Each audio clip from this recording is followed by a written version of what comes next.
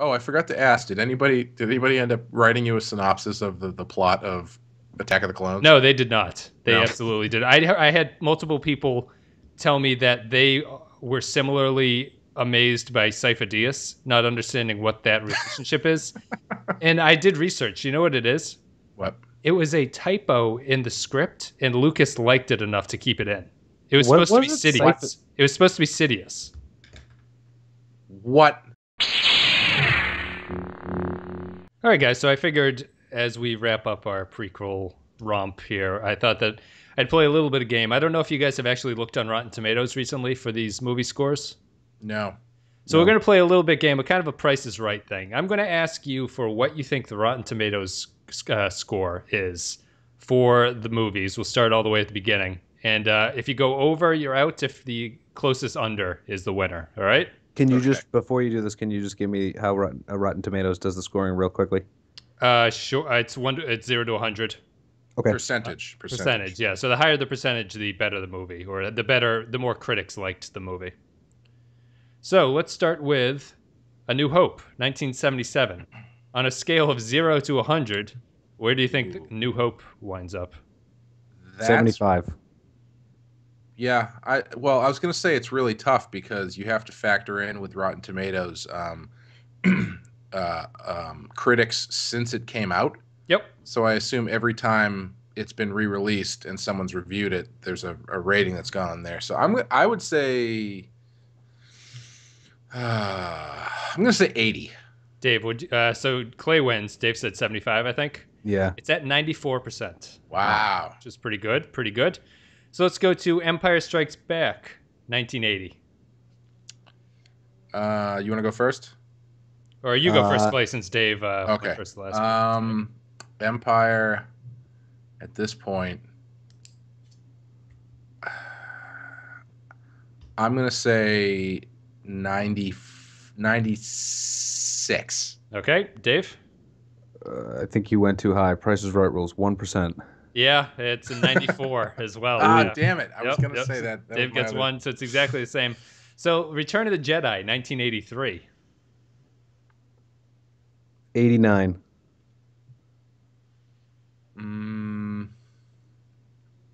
I'm going to go 78. 80.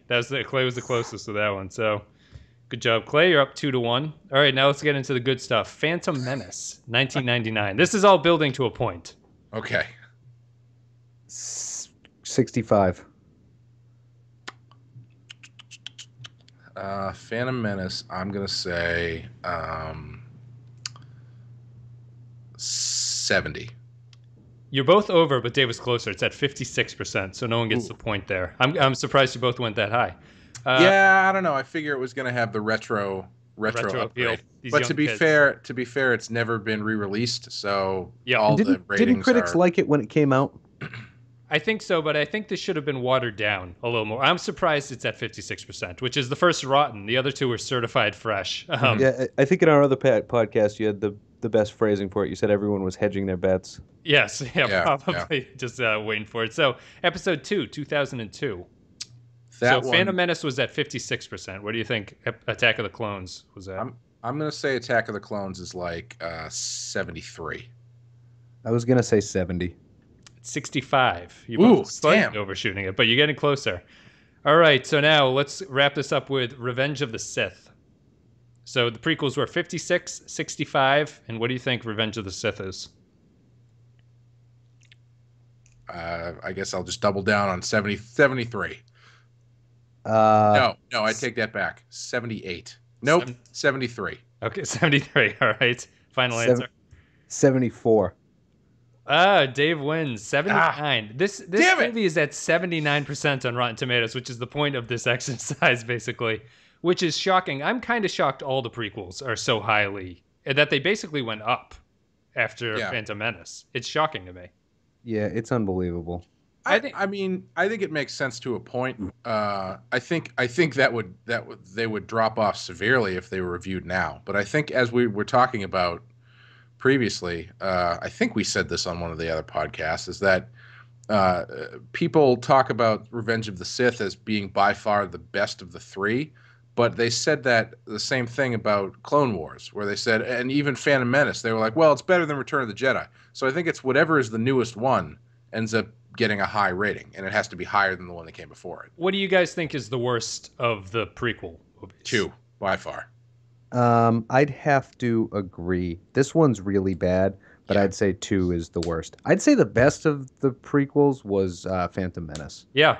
I think I agree with all of that. I'm trying to now. We're saying this not to be hip, right? Right. Well, I wanted to talk to you about that because the goal is always to be hip. Well, I mean, I'm gonna hold on. I'm just vaping for a second, but we're going to. I wanted to just talk about. There's a lot of comments on this on the YouTube videos. There are some people who really like the prequel movies. I know friends who really enjoy the prequel movies. I'm sort of amazed by this because I think it ties into my whole thing of I think people sometimes have a hard time distinguishing between this is my favorite and this is good, and those are two very different things. Yeah. I can see people saying I prefer watching the prequels. I don't think you can objectively say that these movies are good movies or that they're better than the original trilogy. No, I can tell you from experience just today, because when we actually sat down to Dave and I sat down to watch Revenge of the Sith, it was at least a week ago at this point. So while I was working today, I just threw it on in the background for a refresher, and not paying attention to it really irons out a lot of shit. Because you and I don't mean that like in a positive way. It's just like you're not focusing on the stuff that doesn't make any fucking sense. Right. So you just kind of, every now and then you'll check in and it'll be like, oh, lightsaber fight. Oh, it's a guy with 4 arms. It's dragon for some reason. It doesn't stick with you the way it does. When we actually sat down and watched it, I think it took maybe a third longer to get through it because we kept pausing the movie to yell at each other about how dumb it was. I agree with that. I do want to say that this was the first movie of the prequels. I'm watching them all on Blu-ray.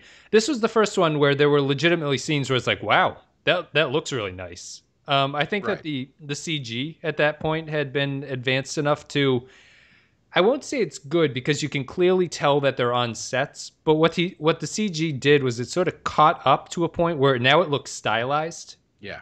Instead of just bad. So it looks very much like a video game. It reminds me of those point-and-click adventures early on where people would just have like digitized characters moving on a picture background. Yes, the Sega CD games. Yes, yeah, and Phantasmagoria on the PC and stuff like that. Like, it looks very, very obvious that it's fake, but it's also stylized to a point where if you're like, I was going for that, I'd say, good job, you nailed it. Well, the thing that I noticed as I was going back and looking at my notes, I wrote a lot in giant letters about how much walking is in this movie, and also every scene that has dialogue in it between two people, they're either walking down a corridor or they're walking in a circle. Yep. And it occurred to me the reason that they're doing this is because the technology wasn't there to do. At least it doesn't seem like the technology was there to do the kind of dynamic camera movements they can do now. So they have to shoot these two people on a green box, basically. Yeah. And they don't move the camera at all. So they have to, they're spouting off this ridiculous dialogue that takes, a 5-minute scene. And they can't just stand there. So they either have to walk down a corridor or they have to walk and look at each other in a the worst of the worst offender of this is the scene where Palpatine tells Anakin basically that he's a Sith Lord. They're not even like, at least in the other ones, they're kind of like in a big hallway. This one, it's like they stopped in the corridor between apartment buildings. Yes, yeah. And then they like circle each other for 5 minutes and talk about the dark side. There's the one scene that it's shocking that they don't is the scene where they're sitting watching the play or whatever they're supposed to be watching. Yeah. Which in my opinion is probably the best scene of the movie. But I think it's the best scene of all 3 movies. Yeah, probably. I think that Revenge of the Sith is better than Attack of the Clones just because I think it's the closest that Lucas comes to almost nailing down what this is supposed to be about. He comes dangerously close to actually having a point, essentially, as to for how that one scene that you're talking about when they're watching the opera with bubbles or whatever the hell was happening. Right. He's at least this is the only movie where I feel he's at least manipulating Anakin in a way that kind of is going to make sense by the end of it. You know what I mean? He's never been so obviously transparent in what he's trying to do as he is in this one. Well, before we get into like the content of the movie, because I think we have a lot to say there. Just the look of the movie, I want to get subjective for a second. I still don't like it. So it really became clear to me when they go on the Corellian Corvette, Tantive 4, and it's a set. They rebuilt the set for the Corellian Corvette, and it looks like Star Wars. And the rest of it does not have a continuity with the original 3 movies in terms of its aesthetic. It just doesn't. Even though it tries to have something that looks like Stormtroopers or looks like Star Destroyers, it doesn't feel, when you're looking at it, like a Star Wars movie until they get on the Corellian Corvette, which is that the only set in the movie?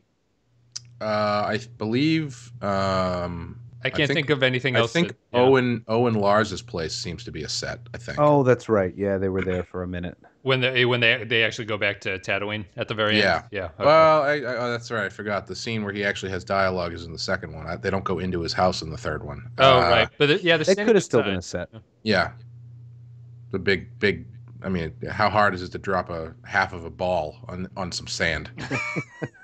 Not very hard at all, and they had the budget for it, certainly. Yeah, so I guess I don't disagree, Dave. Like I don't think that the aesthetic of this really blends well with the original series. I think it's the best looking out of the prequels, and that might be just a combination of the CG got better and he started to nail down how he actually wanted it to look like things. Mm-hmm. I think it's so. Sorry, I didn't mean to cut you off. No, I just want to say there's a lot of scenes in this one where there's a lot of people moving. Like there's a lot of actual actors on the set moving. And bustling city. Yeah, that's right. And it looks interesting. I don't even know if it's good. I was interested by watching it. So sorry, Go ahead, Clay. I was going to say that. I forgot what I was going to say. Well, what were we talking about? The look. Yeah. I was actually kind of impressed that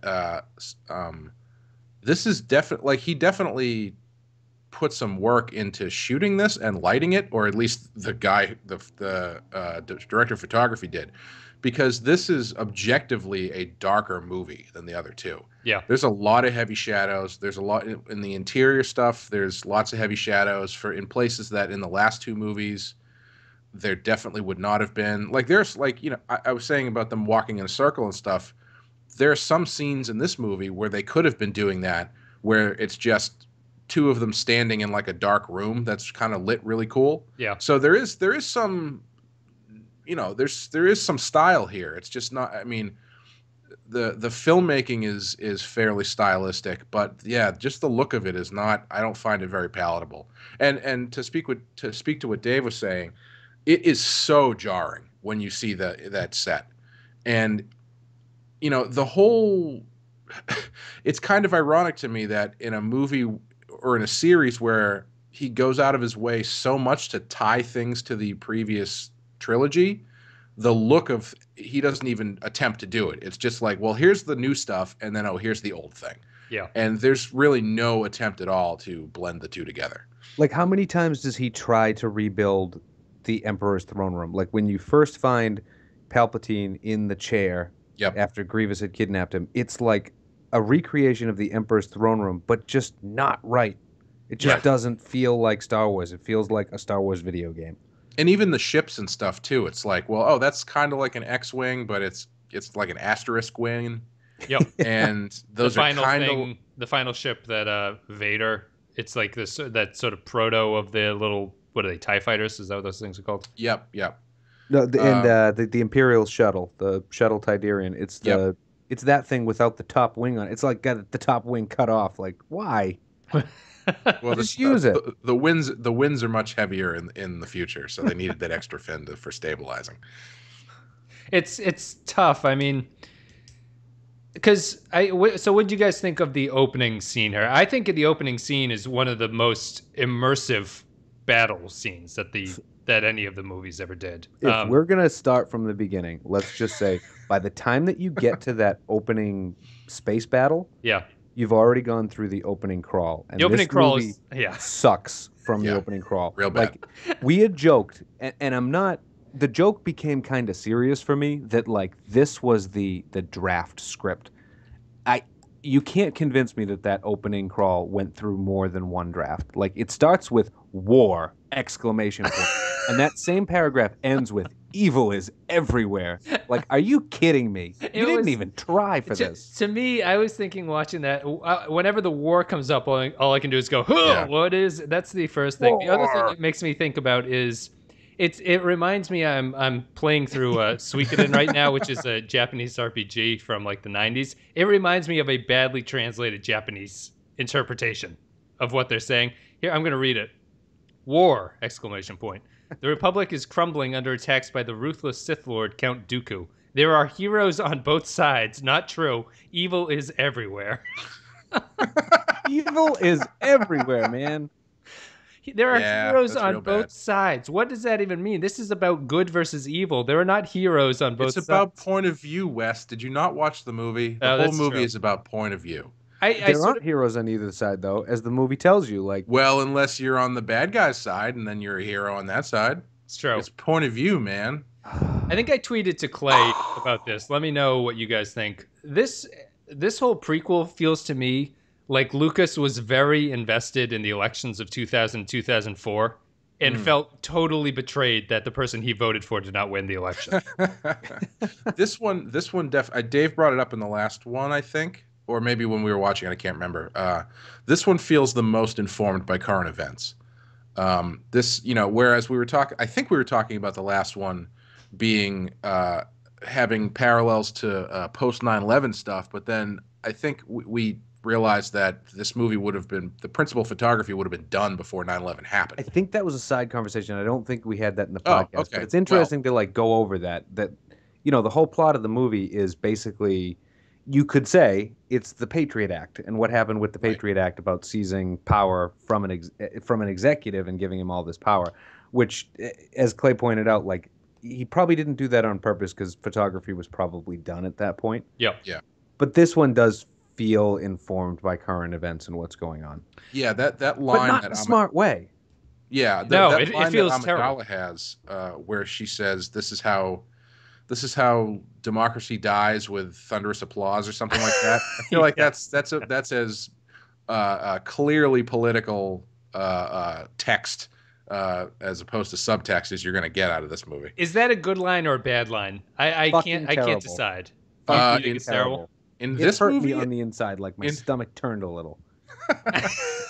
In this movie, I have to say it's a pretty good line because the rest of the lines are pretty objectively terrible. Yeah, I think it's a line that you could say if you weren't literally watching what she's saying. Yes. Like if they had said that afterwards, I'd be like, that's kind of deep, actually. But she says it literally as the Senate. We need to talk about the Senate. I don't understand the Senate and what their role is in this. I mean, I guess they you clap. could draw. They're here to cheer. That's all they do in all three movies. They just cheer. They clap, exactly. They clap like seals at the circus with just like wide, swinging, flapping arms coming together. It's just like, oh my god, they applaud for everything. Yeah, thunderous applause.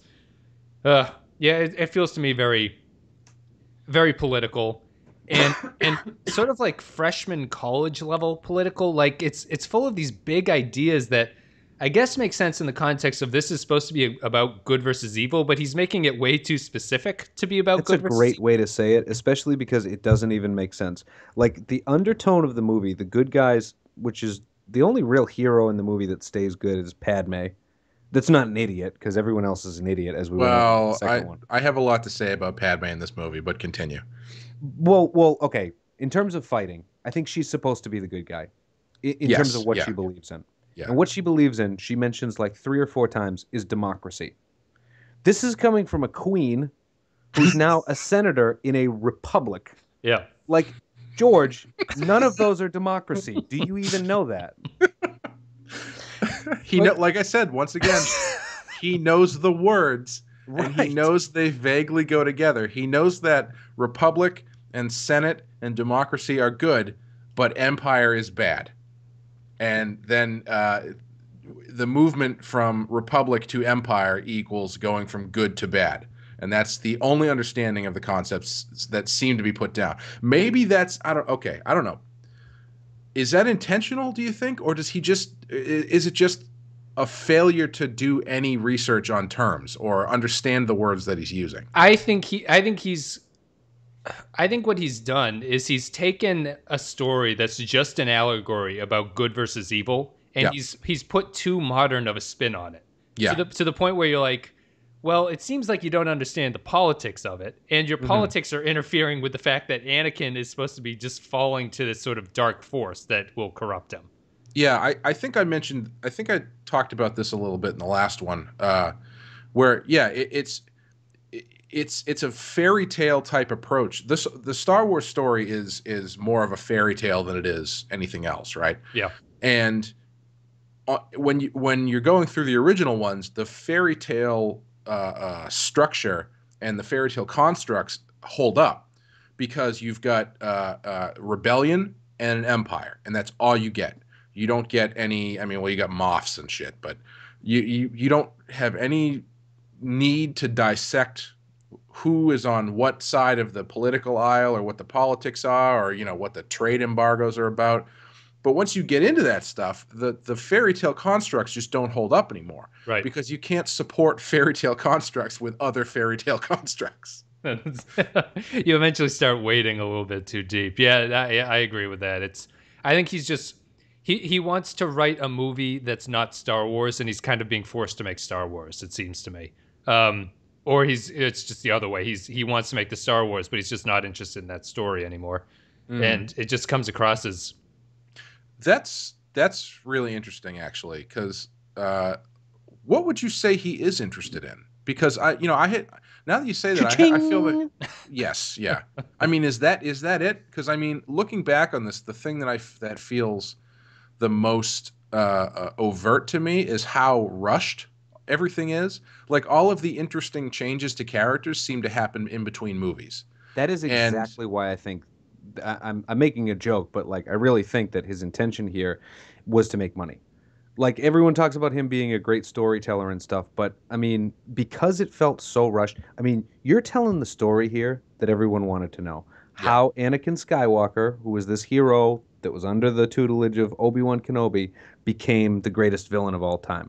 You've got that story in front of you. All you got to do is tell it, and you fuck it up because you rush through it. Like Anakin's turn happens in 2 conversations. Yep. I need to talk about this. I think one of the biggest failings of this movie is I cannot pinpoint when Anakin turns.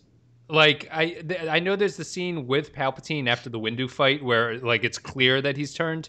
Yeah. Tell me something like, okay, so Anakin has this confrontation with Palpatine where Palpatine reveals he's a Sith Lord. Anakin goes and tells Windu about this. Is Anakin betraying the Jedi at that point, or is he actually telling them because he thinks they can do something about it?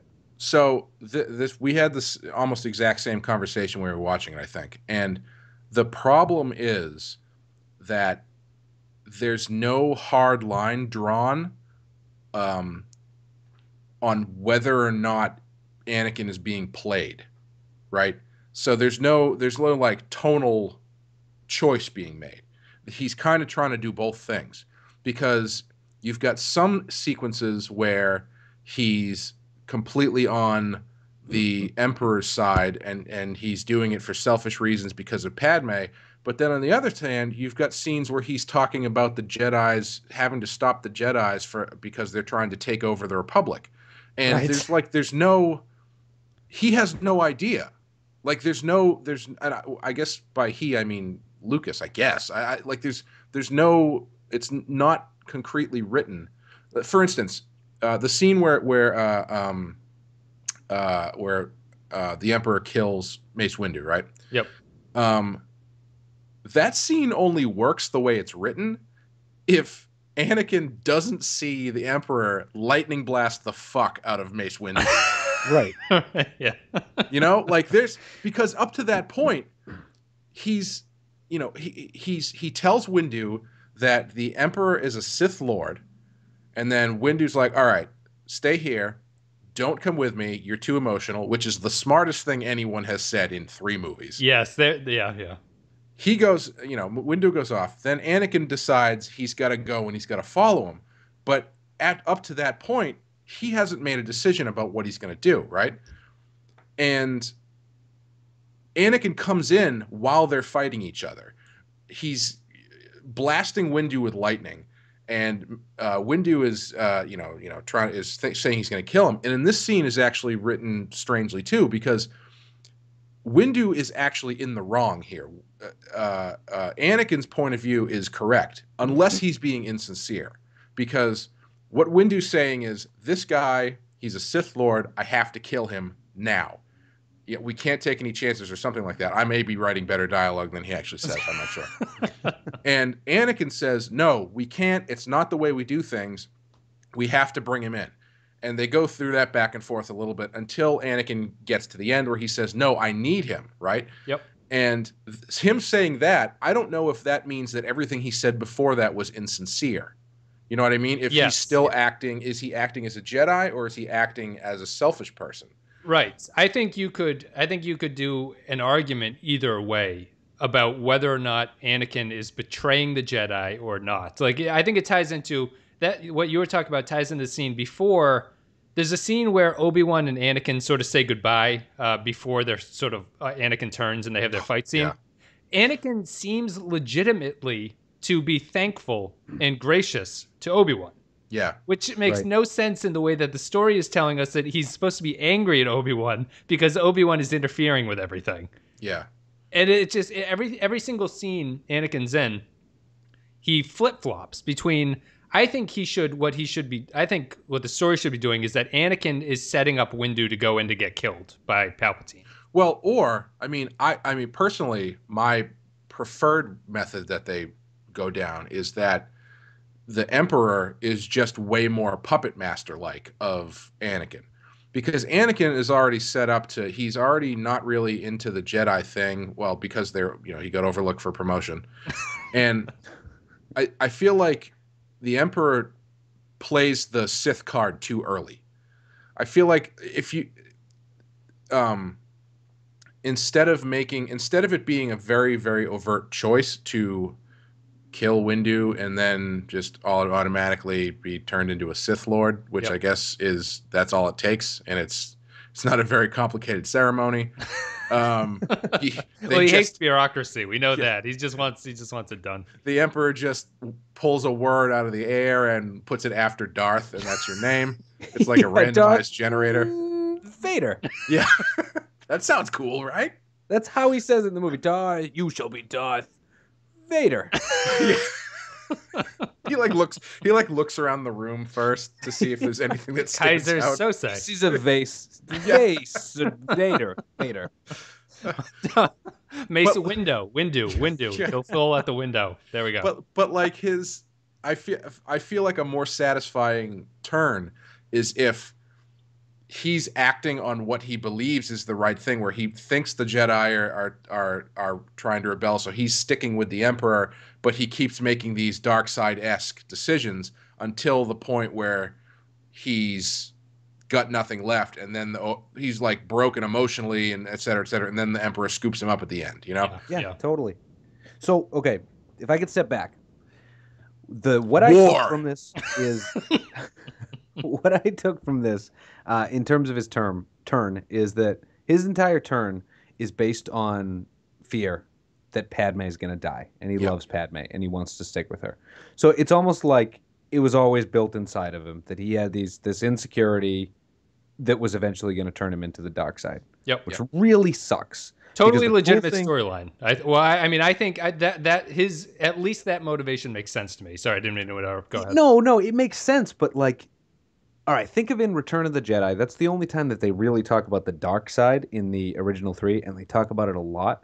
And it's really seductive, and it gets you even when you're trying to do good. Like Luke's whole struggle there is he's trying to do something good, but in his moment of anger in the middle of the battle, he could turn to the dark side because it can get you that way. And they don't do that with Anakin. His problem was always built inside of himself. And it started going there in that whole opera scene. that whole scene, when the Emperor's talking, it's like it's this seductive thing, but they're not turning. I don't know exactly how to say this. They're not turning him in a way that's cool enough for me. That's what I'm trying to say. Sure. No, I think what you're picking up on to an extent is that it's not earned at all. I would buy the fear of Padme dying thing if I believed their relationship for a minute, right? Which I do not. And again, that's the kind of thing where it's like I feel like most of the character work happens between movies. So by the time you get to Revenge of the Sith, they're married and she's pregnant. And Dave has a really interesting theory about that that he should talk about in a minute. But it's like all of the heavy lifting character wise is covered by the fact that they're married and she's pregnant. You know, it's all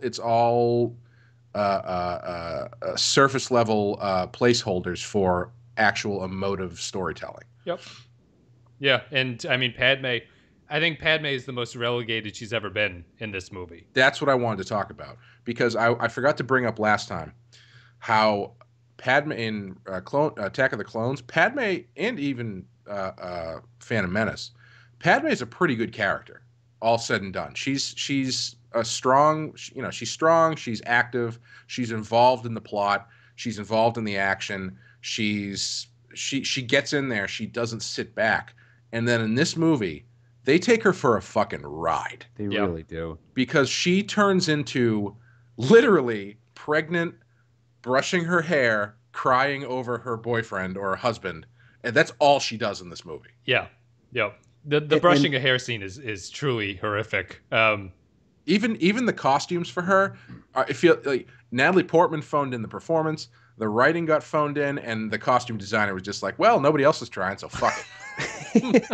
Put her in this slip nightie and puff her hair out, get that humidity going. I mean, she had her function here is pretty much, the movie seems to think that her function is over, even though she is supposed to be the driving thing for Anakin. Right. I mean, her function should never be more important in this movie. Right. Exactly. Right? She should not only be carrying his child, she should be at the forefront of trying to stop the fucking emperor from taking over the democracy that she seems to love so much. Right. No, right? But she just sits back and was like, well, that's how it ends, with thunderous applause and no arguments from anyone like me. Suppose I could have voted against that, but it's time to go home to Naboo. Yeah, like God forbid there be character conflict here where Padme, who is strong-willed and wants to be active to get shit done, tries to actually do that, and Anakin's like, no, don't do that because I'm having these dreams about you fucking dying. Yep. He doesn't know that how she dies in childbirth. She could be shot in the face and die during childbirth. Yeah, his premonitions are very hazy around the face. Am I too loud? I feel like I'm yelling. No. War. It's gotten into all of us. No, I don't think so. I think we have fiery opinions fitting for the climax of this movie. It's just I think we can all agree that this was such a layup. And it was such an easy shot, and he just bricks it. I think that what's funny is that this is clearly the movie. Like virtually everything we need to know to lead into the original trilogy happens in this movie. Like you could easily to a degree that should not be explained. Yes, you could easily get away with the first two movies, and if you brought us in at this point, it'd be like, oh, okay, I guess that kind of makes sense. It's just that Anakin's central conflict is so just broken throughout the thing, where he gets into that fight with Padme about like, well, the Emperor is doing this a good way and people are bad. He seems like a complete idiot. She seems to be sticking with him for no good reason. Obi-Wan seems to actively dislike him, but other scenes he's very, very happy with him. I don't know. I think it's a mess. And just why does Palpatine have any influence over the Jedi Council whatsoever? I have no idea. Yeah, it doesn't really get into like what the, I guess, division of power is between the Republic and the Jedi, but apparently he does. Like he appoints Anakin as his like liaison. Yes. Mm-hmm. And they just don't give him the rank of master, which upsets him to great.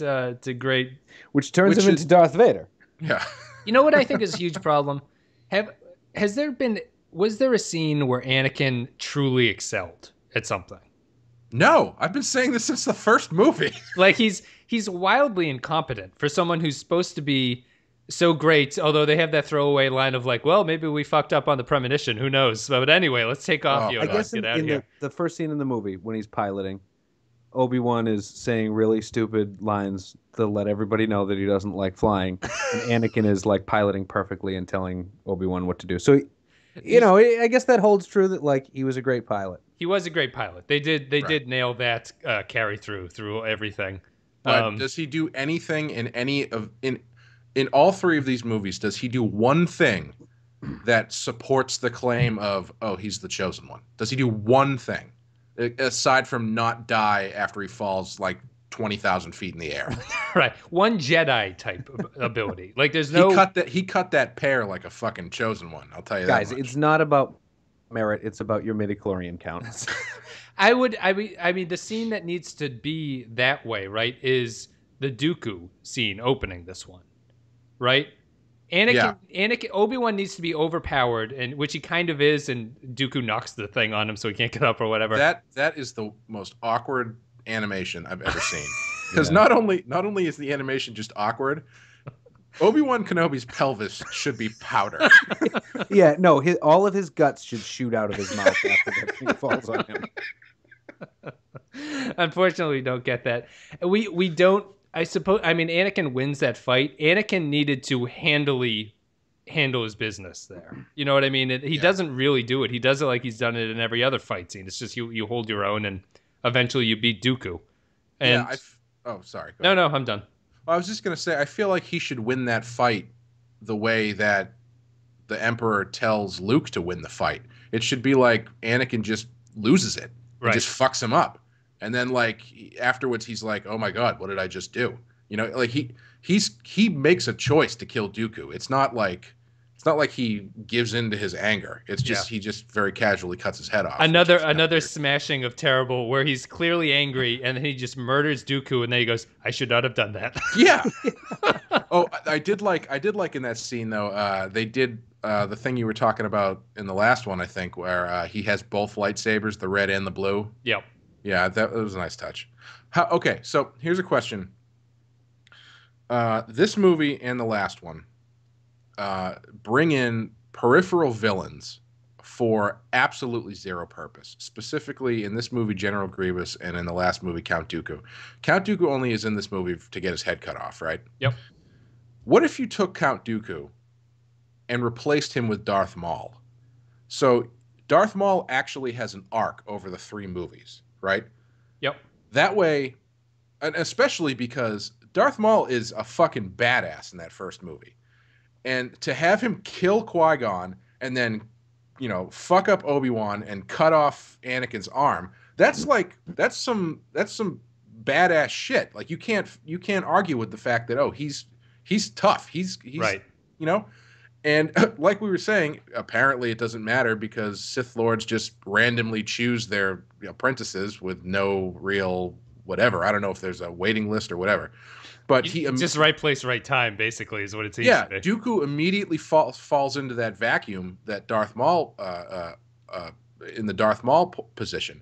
But like if you get to the 3rd movie and Darth Maul is the muscle in the first one, and then he's the one who's doing all the dirty work for Palpatine in the second one, and then in the 3rd one, his death is what sets Anakin down the dark side path to ultimately replacing him. That would be way better. Yes, I think I totally agree with that. It was a lost opportunity. I mean, because Dooku, it seems to me that Dooku is supposed to be pressed as being superior to the Jedi. Like the dark side is more powerful. He sort of handily, at least with the lightsaber and the Force, he's able to sort of take them on 2-on-1.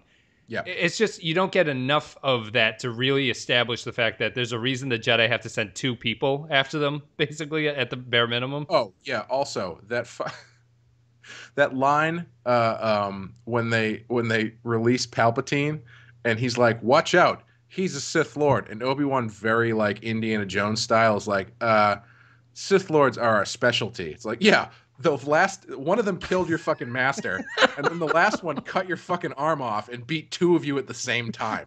He should have just done the "I eat pieces of shit like him for breakfast" line, and it would have made more sense.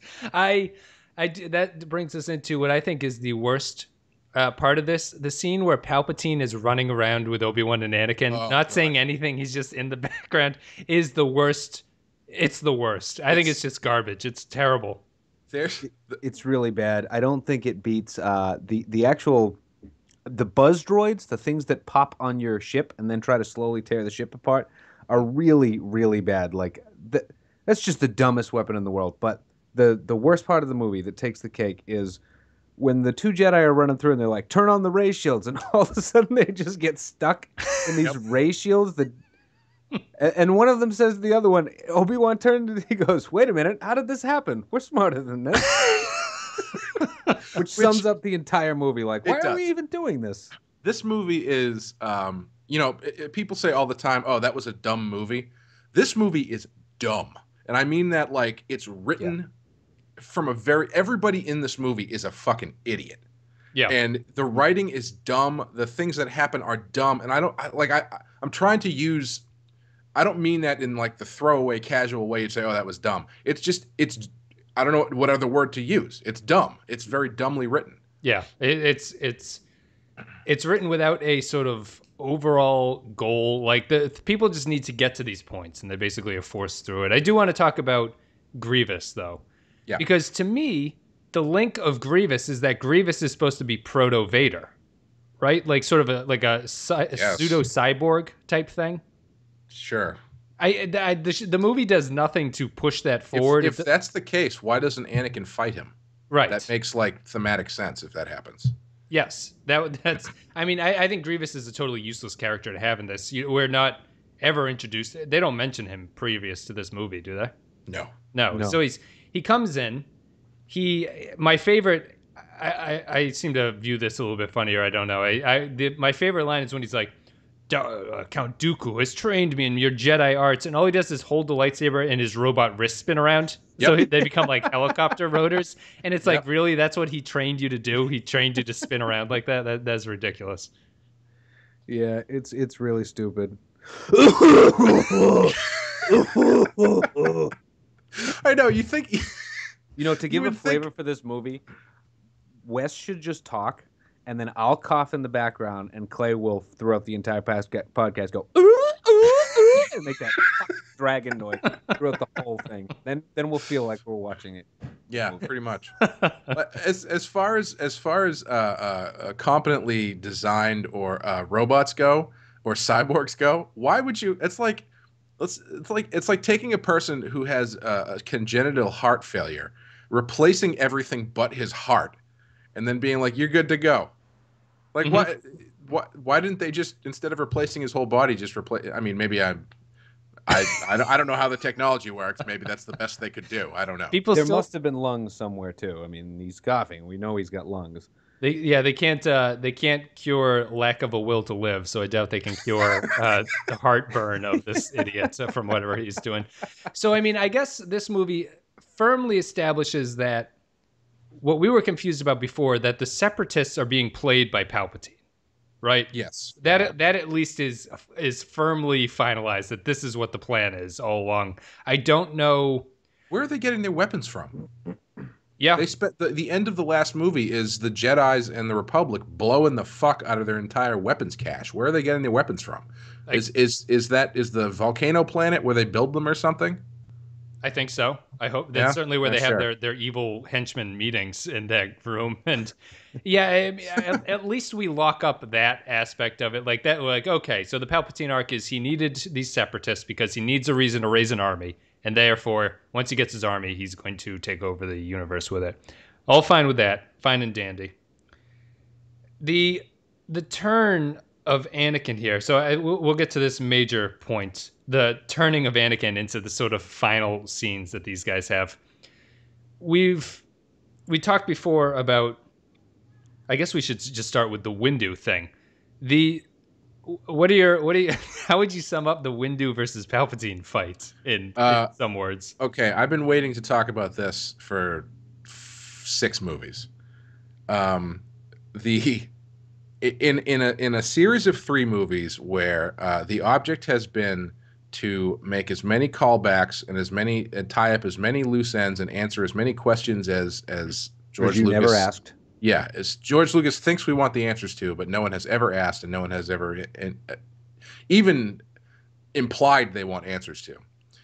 The absolute worst thing in all 3 of these movies, the worst thing, is Palpatine's face being turned wrinkled by lightning, scarred and deformed. Yeah, by lightning backsplash.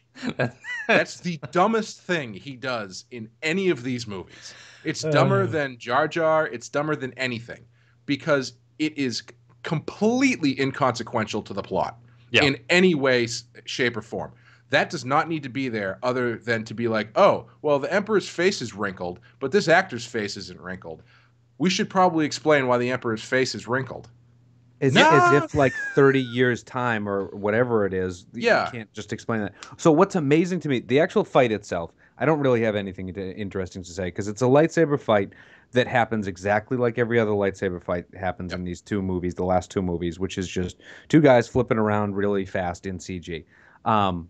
But what's incredible is after that fight, so I don't know if I think we said this in the last podcast, like would episode 2 have been more interesting if the central character in the prequels was the Emperor? Mm-hmm. And we had said like, yeah, definitely. That would be cool if it just followed Palpatine's plot. Palpatine, and that's because they did Palpatine all right in the second one and for the first half of the third one, where he's this subtle, manipulative character and he's got like a cool mystery to him. We all know who he is, but it's still like fun to watch. And then after this fight, he just becomes straight up the Emperor in a caricature form. They do the face so that he looks exactly like the Emperor, and then his voice changes. He loses all subtlety, and it's like, oh, he's the Emperor now. He's the evil guy. Like I would have assumed that progression happens over the next 20 to 30 years. He didn't have to just make him the Emperor. We all got it. All right. Yeah, pretty much everyone who I've ever talked about that his face changing thing has been like, yeah, I always assumed that it was the passage of time and, I don't know, the crippling effects of the dark side of the Force. Yeah. Completely buy that. Completely buy that. But yeah, no, I totally agree. It's like as soon as I feel like that Windu fight is the real turning point in the movie where things really go off the rails. Yeah. It's like it felt like after that scene, he's trying to tie everything up as fast as he possibly can. Yeah. Well, because he's got 40 minutes of lightsabering ahead of us on the volcano planet. So. God. Hey, I don't even understand we're going to talk about this more. I don't understand the Jedi sending in a strike force feels odd to me. Like it doesn't make a lot of sense. The fact that the Palpatine fight scenes, I think, are the worst lightsaber fights because they're terrible. I don't know what the actor is doing this one jab move, like a double-handed jab stab type move, and it looks awful. And he's got this horrible look on his face while he's doing it. And he's really, like you were saying, Dave, the actor really starts to ham it up as Palpatine at that point. And I just think it's so terrible. I don't like the fact that Windu actually beats him. Yeah, no, that's see again. Unless he's doing it specifically to trick Anakin. I don't get that feeling from watching the scene though. No, I don't think so either. It's just like it. Yeah, the way clearly Ian McDiarmid, is that his name? I think that's his name. Yeah. Did not show up for lightsaber practice because he's got like the only time he's ever holding that thing is in close up, and he does that same weird like a lunge jab move. It's real weird. And again, talking about like I've talked about this in the past ones too. It's just this fighting is everything about this stuff is so homogenized now. Like in Return of the Jedi, the Emperor fights you with lightning, where he doesn't need a goddamn lightsaber. He just blasts your ass off away from him. Mm-hmm. But like as soon as they fold that into like, well, Sith just have that power. It just it irons everything out and makes it not as cool anymore. Yeah. Like why does he need if he's got fucking lightning, why does he need a lightsaber? Why even choose to, like with the Yoda thing, why even choose to have the Emperor have a lightsaber duel in the first place. Right. Like, it doesn't fit his character. He has two lightsaber duels. Yeah. And the Windu one is bad. The Yoda one is significantly worse. Oh. Yes. Oh. Yeah. I was laughing.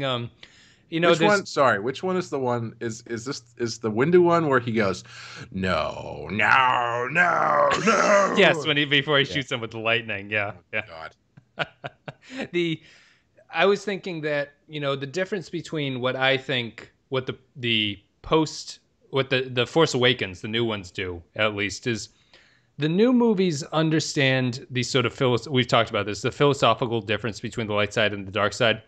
And we're going to talk about this, but in The Force Awakens, the climactic lightsaber fight, the good light side Force user basically meditates in the middle of the fight. Yeah. This one, in the Windu fight, there's like a 7-second close-up on Windu as he's like grimacing and like pressing against Sidious's lightsaber, and it's like, I don't this is not what the Jedi are supposed to do. And it climaxes, they draw their lightsabers first against Palpatine. Yep. Doesn't make sense. The final fight scene, Obi-Wan draws his lightsaber against Anakin first. Doesn't make any sense. Also, like, why is, when Anakin says, hey, I think Palpatine is the Sith Lord guy. Like, everything about it's so fucking dumb. I'm sorry. It's so poorly written and poorly plotted. Like, why? These characters are so goddamn stupid. Why does he's when he says, oh, he's that Sith Lord that they all completely conveniently forgot about. Yeah. And he's like, oh yeah, that guy, the one we've been looking for. And they don't, like, they just immediately act on it. Yes. I don't know. It's just, the whole setup is just so contrived and so rushed. We asked him, how do you know? And he says, he told me about the Force. Yeah. Goes, okay, he told me he was. That's good enough for me. He said he went to Force College for a semester. So he must be a communist. So let's talk about the scene, the final lightsaber fight here.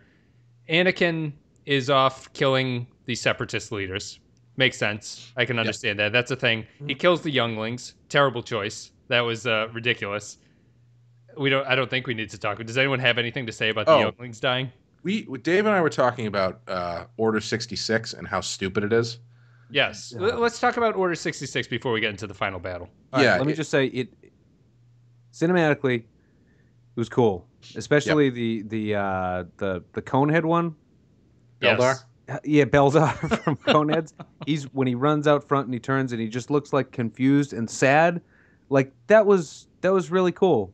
And they blast the female one like viciously. They blow one up its face. Like, for all of the violence they don't show earlier, they just show them shooting her in the face repeatedly. Yeah. Yeah, it's brutal and it looks cool, but it's not cool because it's the pinnacle of like Lucas again just not caring. Like he'd rather have that scene so he can show all the Jedi dying within a minute because he's got to wrap this movie up. So he creates this thing, Order 66, which they're just broadcasting a name and a number all around the galaxy, and all of the clone troopers know what to do with it, which means that they know that there was an order to just kill all the Jedi, and for the Jedi not to have any idea that was coming, like, come on, how Yoda, you fucked up, dude. Especially we've seen the original series has shown that the stormtroopers are like the easiest to force manipulate.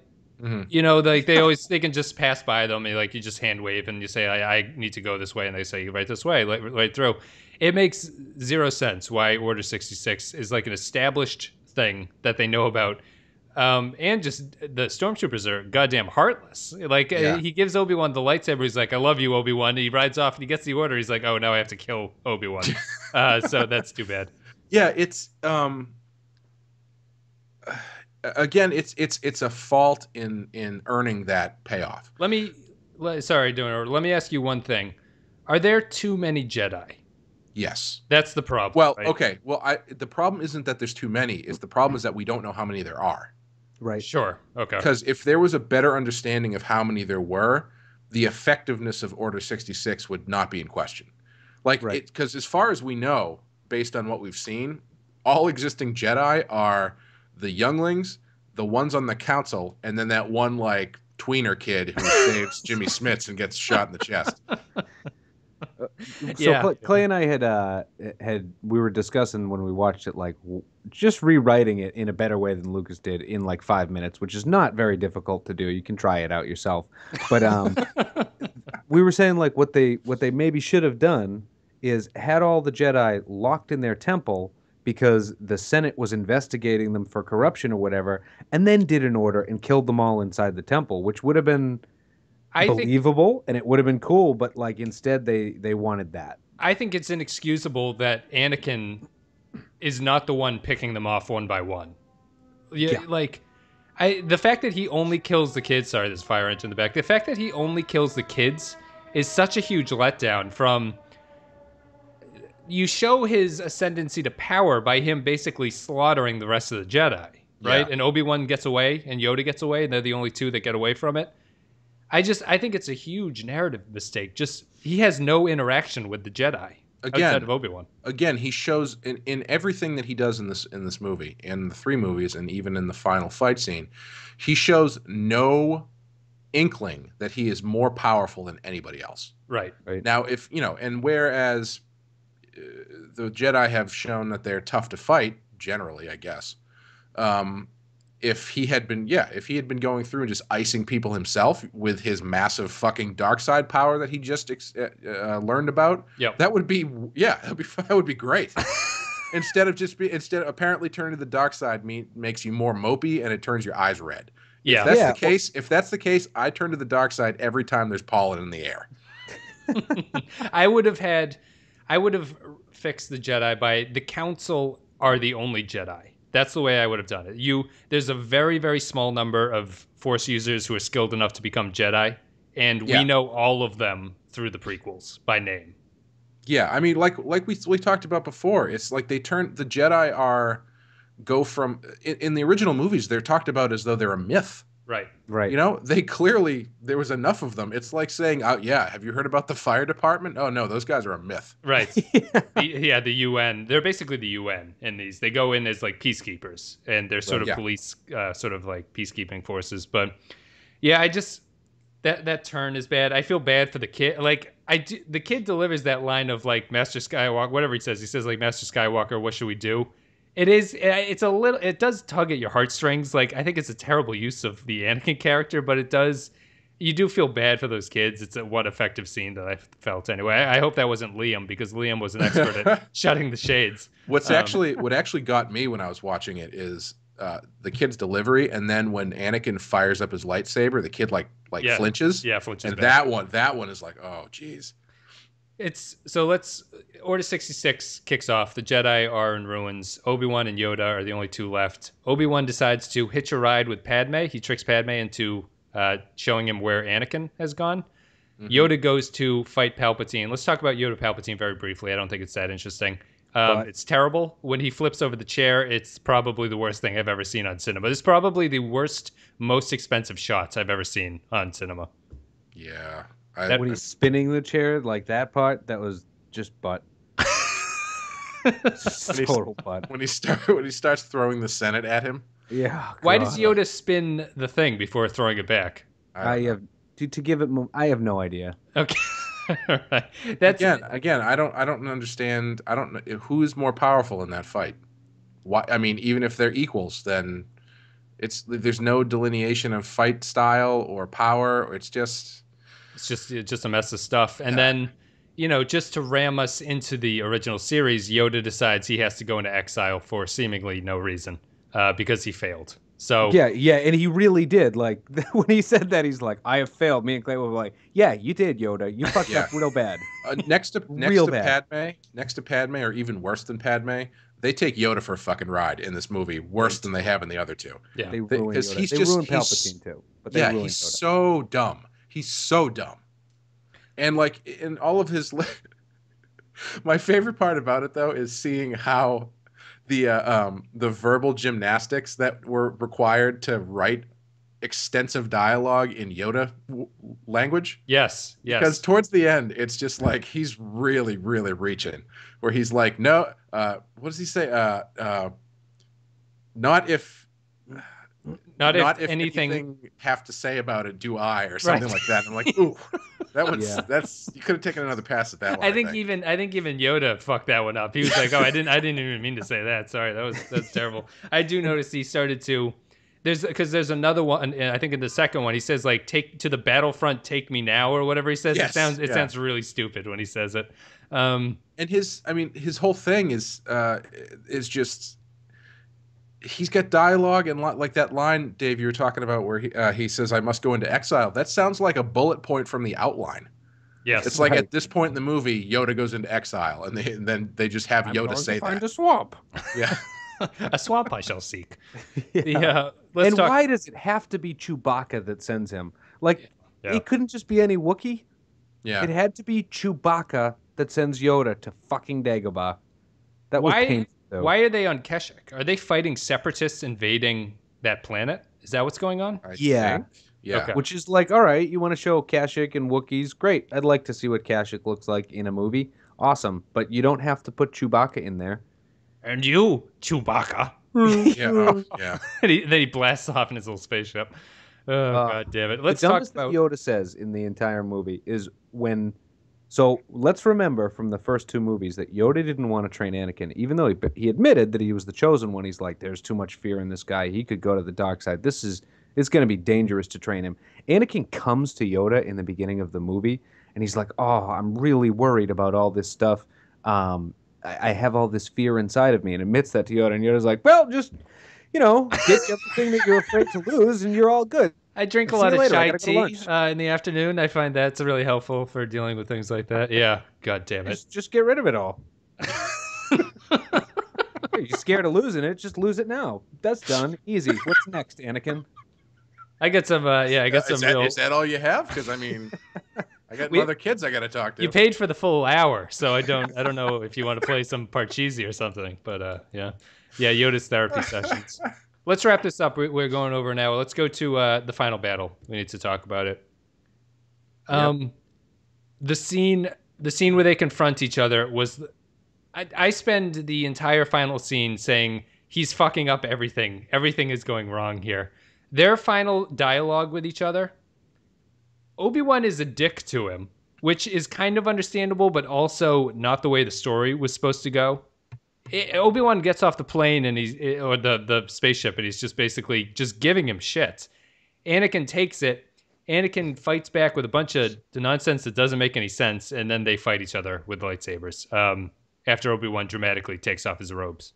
Yeah, again, this is a scene where Anakin's dialogue, he says that the Jedi were going to take over the Republic. Well, does he believe that? Like, why does he think where that? does he stand? Yeah, right. Like, there's no point where even if they were trying to play it as he's turning to the dark side, he's like wavering or something. They don't even do that. They just show him killing kids and close-ups of his red eyes. Yep. So you have no reason to believe that he's even remotely considering not being on the dark side. Yeah. No, I think it's just I kind of like the fight scene. I like the choreography of the fight scene. I think it's fine. I think it ends real terrible, but I just that introductory where they talk to each other before the fight. Oh, it's terrible. Is terrible, and it's all it would have taken was Anakin. The argument that they have should have been Obi-Wan trying to convince Anakin to come back to be Anakin and stop being Darth Vader, and for Darth Vader to say it's too late for me, which would have tied in to Return of the Jedi absolutely perfectly. Yep. That Luke could do what Obi-Wan couldn't do, but they fucked it up. Yep. Yeah. Anakin, you're breaking my heart. Oh God. Let her go, Anakin. Let her go. Ugh. She is not a great force choke actress either. She does not really sell that force choke going down, which apparently kills her. We're led to believe. I like Natalie Portman, so I just in my heart of hearts want to believe that at that point she just didn't give a shit anymore. No, she gave up. She's totally gave up. And George sure didn't notice bad acting. God bless Ewan McGregor, because even at this point he's still like if I had to take a swing at it, I feel like in the back of his head he's like, you know what, this is the last one, and I get to have an awesome lightsaber fight at the end, so I'm just gonna hitch up my boots, and I'm gonna go to work. And he is the only thing keeping most of these movies together. He's not fantastic, but he's actually doing stuff instead of just going through the motions. Yes, yeah, I totally I agree with that. He's giving the most effort. He's also trying the most to be older Obi-Wan. Like he's trying to do the Alec Guinness thing a little bit. Yeah, like he's trying to talk like him.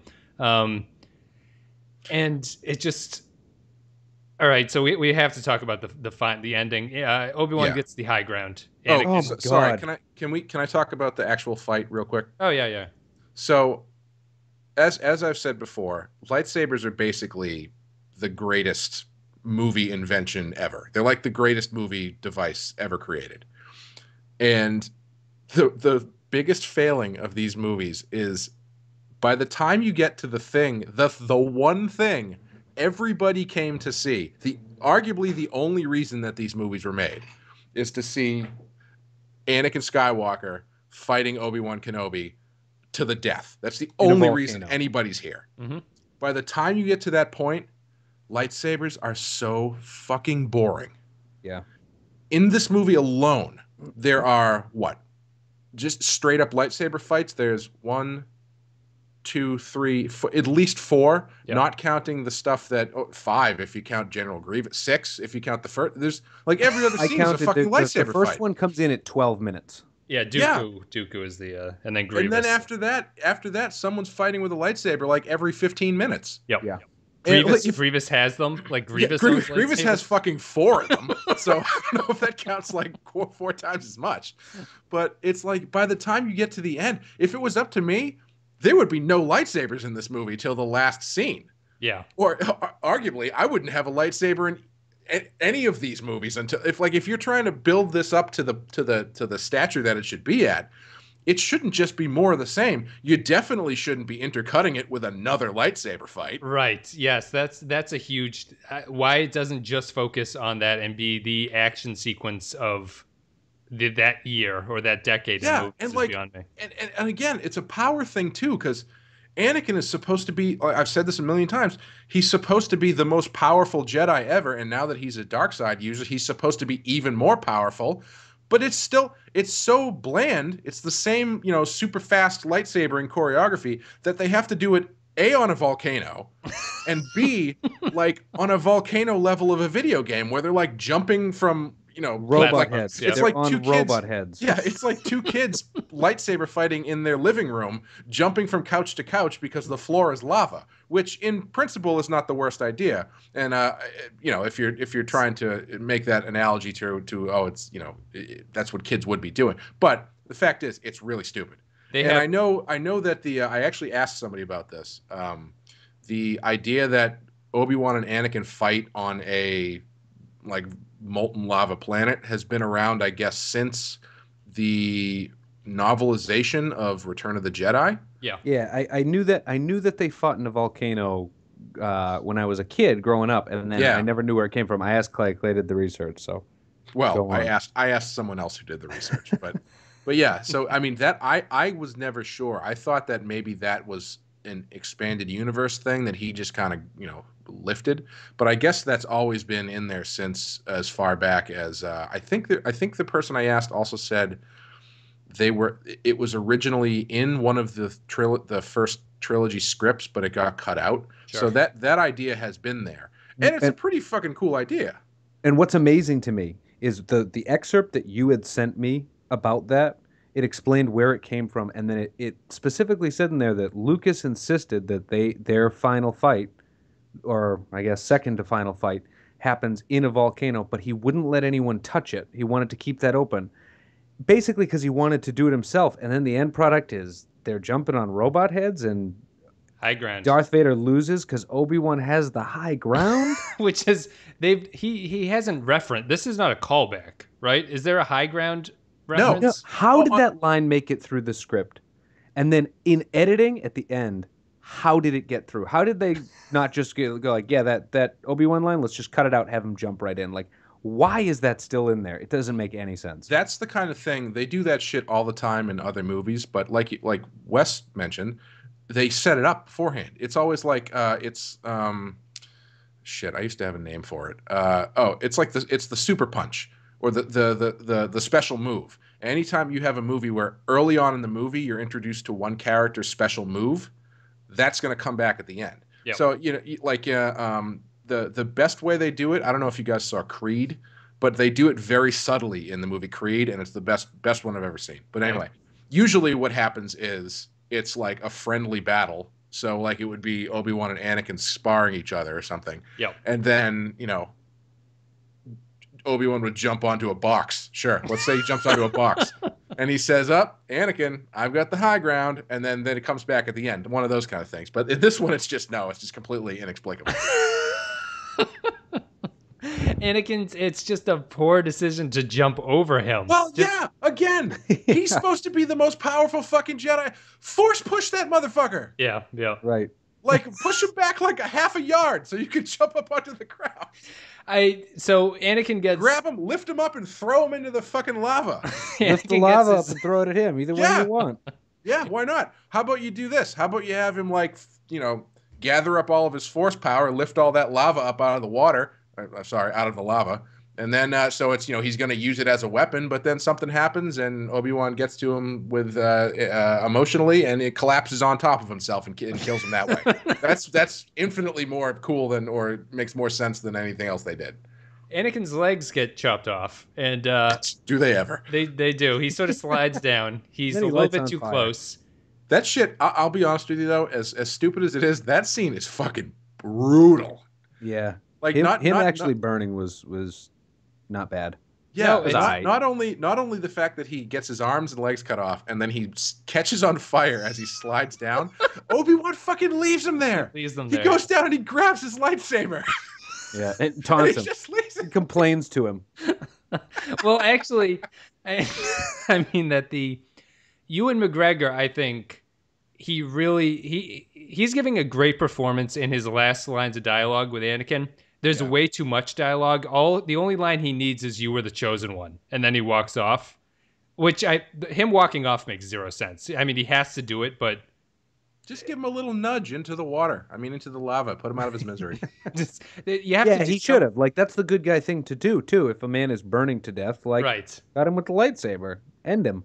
Yeah. You were meant to bring balance to the Force, not leave it in darkness. That line is just way too wordy for a emotional departure of characters. It's just terrible. He needed to end with "You and chosen one" and walk off. So I think I said this to Dave when we were watching it. How much more badass would it have been if Darth Vader is there, burning alive?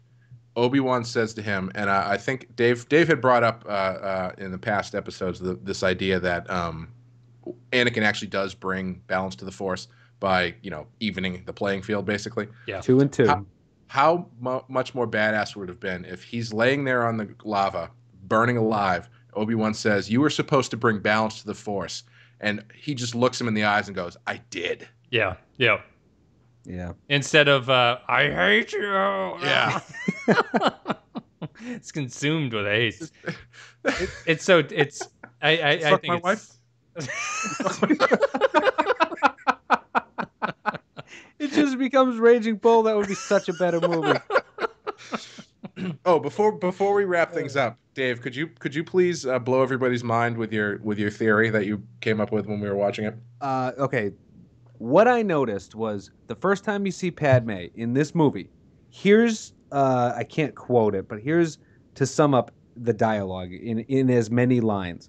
Anakin is like, "I'm so glad to see you. I missed you so much.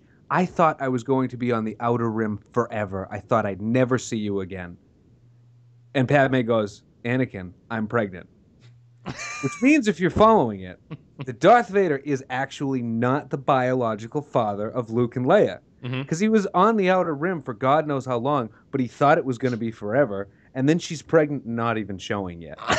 Doesn't even question it, but that bitch got knocked up by somebody who was not Anakin. I guess he had the right to be suspicious of Obi-Wan, I suppose, which would give Obi-Wan watching over the kids a little bit more of a flair, I guess, or something. I mean, I wish they play that card like just barely at the end, like we were joking about. But I mean, why not play it a little heavier? Yeah. I don't know. Yeah. I mean, at least hint at it so Anakin has reason to be suspicious, because he's suspicious of Obi-Wan for absolutely zero reason in this. Yeah. You know, like if Obi-Wan had been like, oh, like what's Obi-Wan doing? I mean, this is not the kind of movie for that, but it's just, it's a way to go with it. I don't know. Yeah. And their relationship doesn't make any sense to me, because he's suspicious of Obi-Wan only when he needs to be suspicious of Obi-Wan in the plot. Like their banter. Oh my God, there's so much fucking elevator banter in this movie. Yeah, like there's so much elevator in there. Yeah, we forgot to talk about movies on an elevator. We forgot to talk about the first like 40-minute elevator joke sequence. Well, when he jumps in, he goes, "Oh, it's you." Yeah. And then they do this whole elevator sequence, and then they go off, and then they come back to the elevator because the first round of elevator jokes was so funny.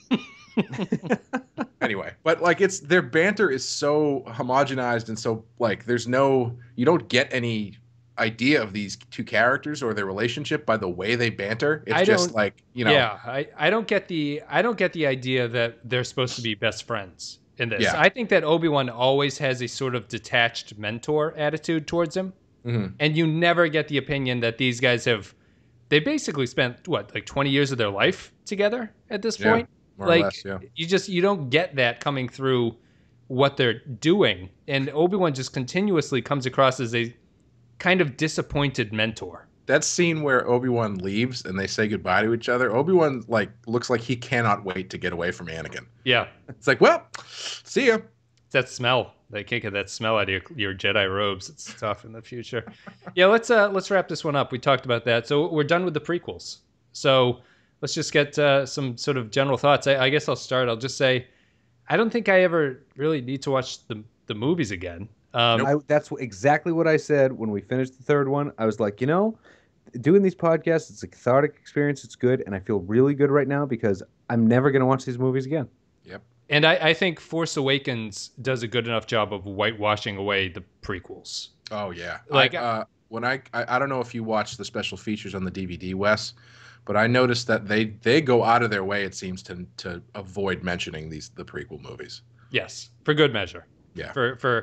I have a real hard, like, I just don't think these movies are good. I did the Rotten Tomatoes thing just because I don't know if these are revisionist critic things. I can't understand Revenge of the Sith being 80%. If I were to go through sub 80% movies on Rotten Tomatoes and ask you which movie was better, it would take a very long time before we got to something where I'd be like, well, Revenge of the Sith is better than Caddyshack 3 or something like that. I wanted to talk about this more, but we've run out of time. But Clay and I, discussing the movie right after we watched it, kind of realized that the movie itself, there's a lot to talk about. There's a lot of subtlety, and there's a lot of subtext.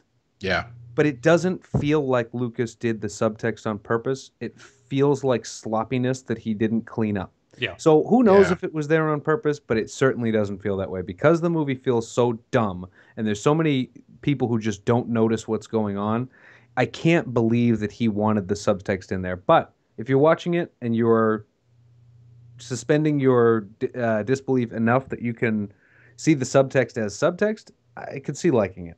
Yeah. I think that's the trick in this third movie, is there's so much stuff that, as we were talking about, Dave, you look at it and it feels like he actually went out of his way to imply something instead of just having somebody say it.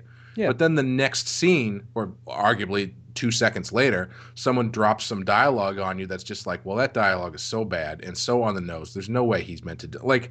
And it directly contradicts an earlier scene. That happens numerous times where a character like Anakin will come in and say, yes, I need this power. And then he has a scene with Obi-Wan who's like, you know what, Obi-Wan, you're a great guy. You really helped me out through a tough time in my life. And it's like, what are you talking about, Anakin? Which way do you blow with the wind here?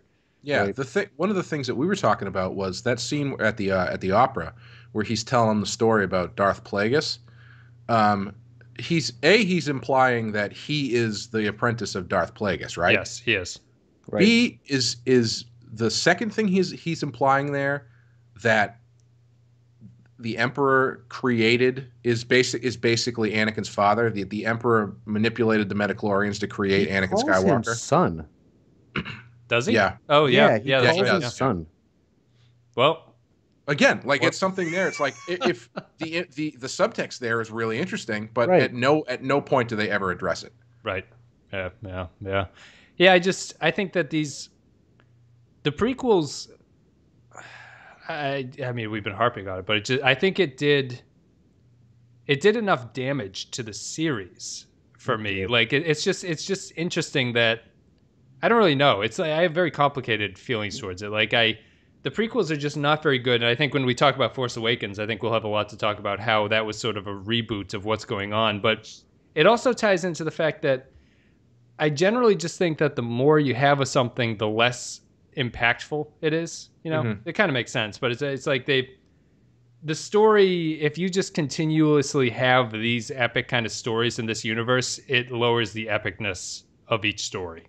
Because they've been doing it over and over again. Right. Well, it's it's something that I think really stands out in the superhero movies that are being made now, where especially the Marvel movies, they're getting away from it a little bit now, and it only took them 12 movies to get away from it. But it seemed like there was a formula in place for all of these movies where it was good guys need to stop thinly defined bad guy from getting whatever the Macguffin is before he can use its incalculable power to take over the universe, and the third act involves the massive destruction of a city. Yep.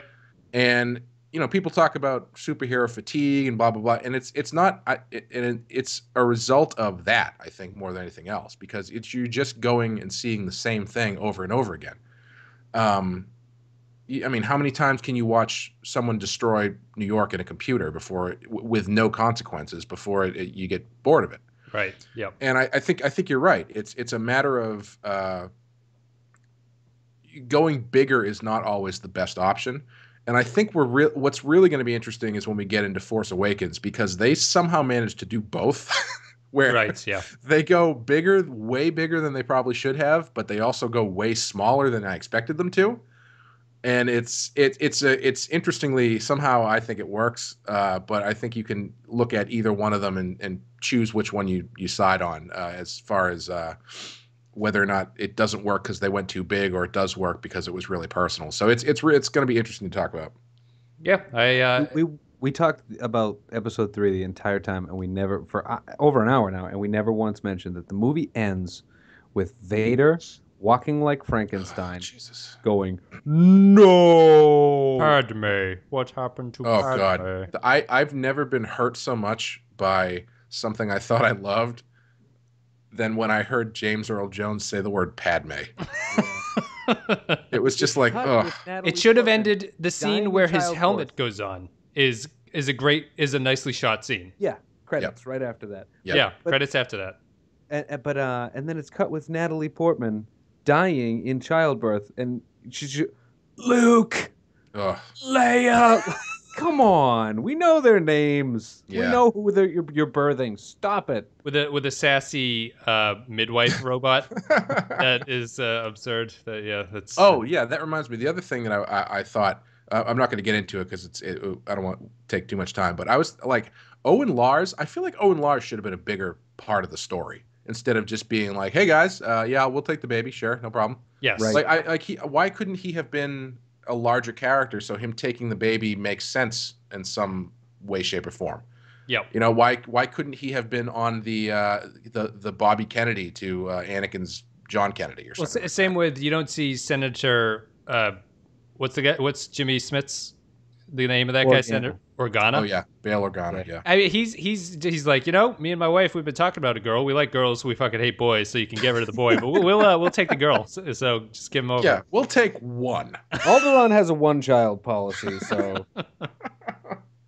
Oh, Jimmy Smits, your hatred of boy Jedi Force users remains supreme. Cool. Well, guys, thank you very much for coming on to talk about Star Wars, the prequels. We finished. We made it through. Yeah, I apologize if I got too loud, but I was oddly passionate about how much I don't like this movie. They're not good. They're not good. They suck. It's I think my reaction to it is not that it's less that I don't like it, and more that it was so easy to do right. It would have been so easy. Yes. And they blew it. Yep. Yeah. Totally agree with that. Well, guys, we'll be back with Phantom Menace. Actually, I'll ask you. What? Right, how many? Not Phantom Menace. We'll be back with. We're doing this again? We're doing it again. Hey, Clay, it gets better on a rewatch. That's what I've heard, yeah. Do you guys know there's a podcast that are watching the same movie once a week for a year, and they talk about it after each week. That's an interesting concept. Yeah, it depends on the movie, I guess, but yeah. They're watching Grown Ups 2, I think. Oh, Jesus. Ooh. So there's that, but check that out. How many of the Star Wars movies do you think are in the top 50 highest grossing films? All of them? Unadjusted. Is it including the re-releases that happened in like 96 or 97 or whatever? No, it is not. I would just say Phantom Menace, definitely. Phantom Menace it's number 22. I'm going to say 3, including Force Awakens? Force Awakens is number 3. 4. And Episode 3, which we just got done talking about, is number 50, rounding it Really? up. No kidding. Wow. I was going to say Return of the Jedi. No, I guess it's not looking. I'm going through as quickly as I did Control Find. It's just those 3. Interesting. And here's the shocking, the most shocking, which we might need to do a podcast about because I'm shocked by this. The first 3 are Avatar, right? Makes sense. Titanic, makes sense. Force Awakens, makes sense. Could you possibly, I could give you days, I think. Could you guess number 4 on this list? Is it Matrix Reloaded? No, it came out in 2015. 2015. This movie sucked. I watched it on demand and I was amazed that it was so pathetic. It's a movie that is established. It's an IP. Ooh, Transformers 3. Nope. Or 4. Nope. 5? Nope. I have no idea. Chris Pratt, isn't it? Guardians of the Galaxy? Nope. Oh, Jurassic World. Jurassic World. Oh, that movie's garbage. It's number 4. That's another movie where it's just dumb in the way that I was talking about it. It's a very dumb movie. It's very dumbly written. All of the action is dumb. I don't know why people seem to love it, but it's not a good movie. I don't know if people loved it. I'm shocked by how many people went. I mean, this is adjusted for modern dollars, but I'm still surprised that it's beating Avengers. It's beating Harry Potter. How is Avatar number 1? In the world where they just came out with a Star Wars movie that brings back the original cast, how is Avatar number 1? Yeah. Avatar is 2 billion. Oh no, I'm sorry. Is that? Yeah, it is. It's 2.7 billion. The only thing I can think of is that was like peak IMAX 3D. And so you get an extra bump from all that. What year do you think Avatar came out in? 2005? 2009. It's much later than I thought it was. Yeah. It's surprising, isn't it? It feels like it's decades old at this point. Anyway, guys, we're going to wrap it up here. Thank you for listening to the podcast. We hope you enjoyed it. We'll be back with The Force Awakens in 30 years. Yeah, in 30 years. We have to take our time. We have to really digest it and get the Blu-ray and watch that. So, guys, thanks very much for coming on. We will see you later. Anytime.